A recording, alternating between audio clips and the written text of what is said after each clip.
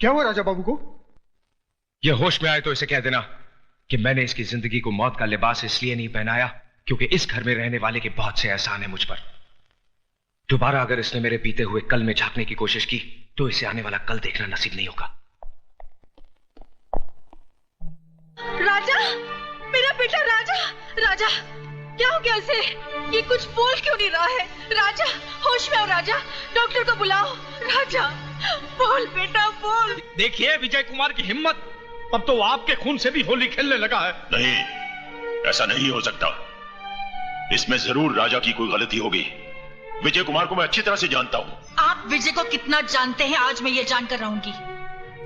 मेरे बेटे के खून से बदबू आती है और उस कमीने के पसीने से महक आती है। आज इस बात का फैसला होकर रहेगा। एक बाप अपने बेटे के खून को बहता हुआ देख सकता है मगर मां नहीं। मैं डॉक्टर को फोन करता हूँ।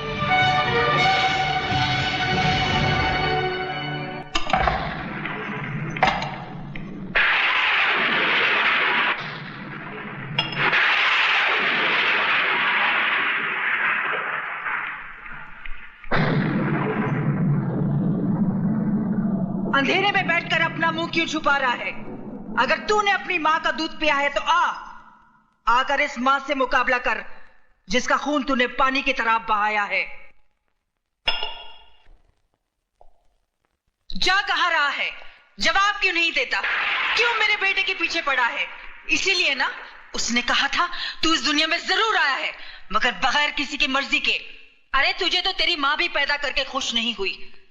कोई मां अपने कलेजे के टुकड़े को अपने से अलग नहीं करती। तू उसके लिए बोझ था, इस धरती के लिए बोझ है। अगर तुझ में जरा सी भी गैरत है तो चुल्लू भर पानी में डूबकर मर जा या तो अपने हाथों से अपना गला घोट ले, क्योंकि तू हरामी है, हरामी है, हरामी, हरामी है, हरामी।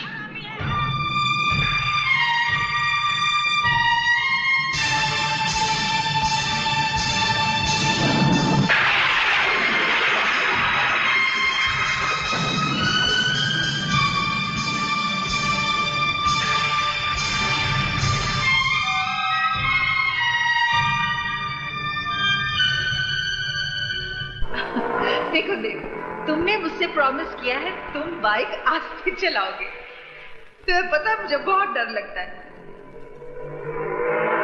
ओहो, बैठ जाओ। देव प्लीज, मुझे बहुत डर लग रहा है। प्लीज आस्ते चलाओ, मैं तुम्हारे हाथ जोड़ती हूँ। मेरी बात कभी नहीं सुनते हो। और तुम मेरी बिल्कुल बात नहीं सुनते हो। देखो सामने रोको, संभाल के चला।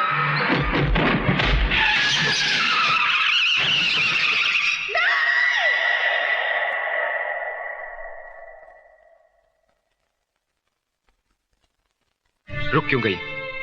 आगे बढ़िए और घोट दीजिए मेरा गला। सच कहती हैं आप, बिना पाप के नाम की जिंदगी बोझ बन गई है। जिस मां ने मुझे जन्म दिया उसने तो मेरे साथ इंसाफ नहीं किया। आप ही थोड़ी देर के लिए मेरी मां बन जाइए और मुझे अपनी नाजायज औलाद समझकर मेरा गला घोट दीजिए। घोट दीजिए मेरा गला। मेरी मौत आपकी जिंदगी को खूब दुआएं देगी। घोट दीजिए मेरा गला, घोट दीजिए, घोट दीजिए मेरा गला।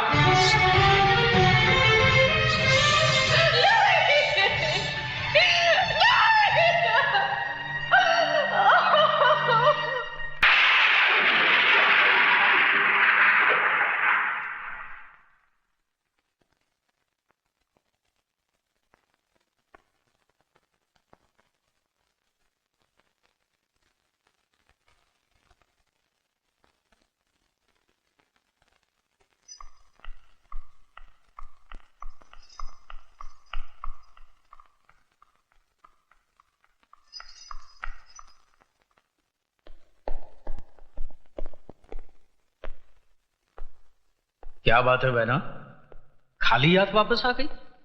मैंने तो सोचा था कि तुम अपने हाथों में उसके खून को मेहंदी की तरह लगाकर लौटोगी, उसकी जान ले लोगी तुम।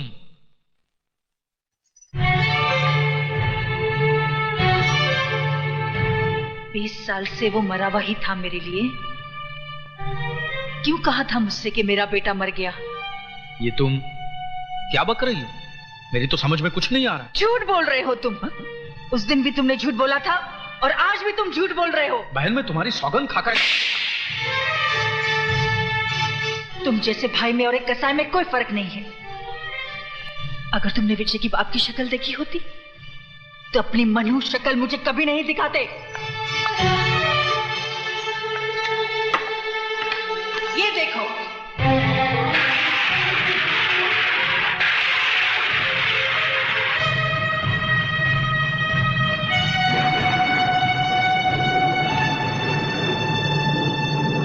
विजय कोई और नहीं, मेरा अपना खून है, मेरा अपना बेटा है।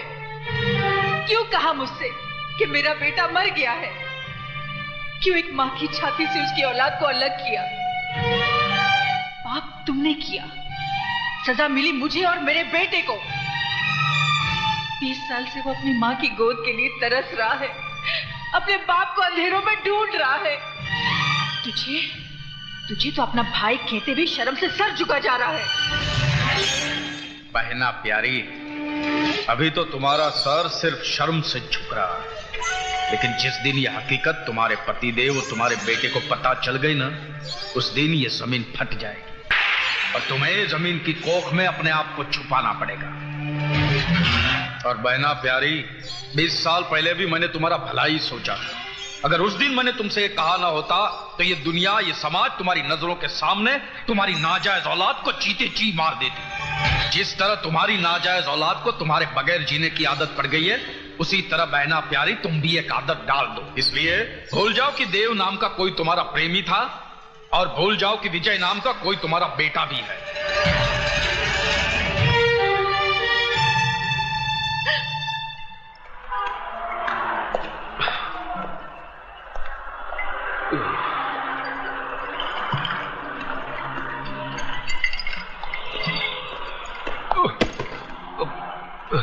Sorry, excuse me. तू लाया ना मुझे इस दुनिया में, अच्छा किया। अच्छी है तेरी ये दुनिया, अच्छे अच्छे लोग हैं यहाँ पर, सीखे ओबरॉय जैसे देवता भी है यहाँ पर, मधु जैसी खूबसूरत हमसफर भी है। माँ नहीं, माँ को तो तूने मुझसे छीन लिया। क्यों छीन लिया मुझसे मेरी माँ को? क्यों छीन लिया? कोई तुझसे तेरी माँ को छीन ले तो कैसा लगेगा तुझे? तू भी खून के आंसू रोता, जिस तरह मैं रोया रोता ना। अगर मुझे इस दुनिया में लाना ही था तो मां की कोख के साथ साथ मां का प्यार भी देता। मेरे माथे पे मेरे बाप का नाम तो लिखा होता, मेरे नाम क्या?